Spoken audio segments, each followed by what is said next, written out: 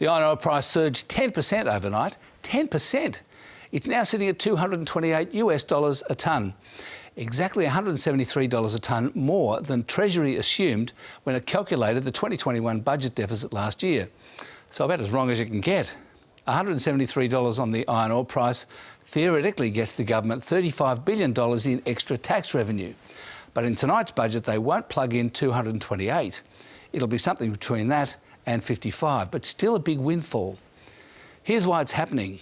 China's steel production is up 17% this year so far, and they're now producing 44% more steel than they did last March. The copper price is also at a record high, and in that case, it's because of the booming growth of electric vehicles and lithium batteries, which use a lot of copper. Last night, both iron ore and steel went up more than 10%, but copper fell slightly along with gold. Now, despite all this commodity price action, the share market fell more than 1%, with all the miners and banks down. The only risers of any note were retailers. The falls here followed a big drop on Nasdaq last night of 2.6% as investors braced for some bad inflation data on Wednesday in the US, and the gloominess flowed through to Asia this afternoon. And the Australian dollar went down as well today. And finally, here's a graph to gladden your heart ahead of tonight's budget.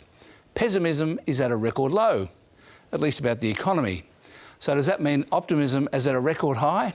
Well, not necessarily, but it's a good start. And that's finance.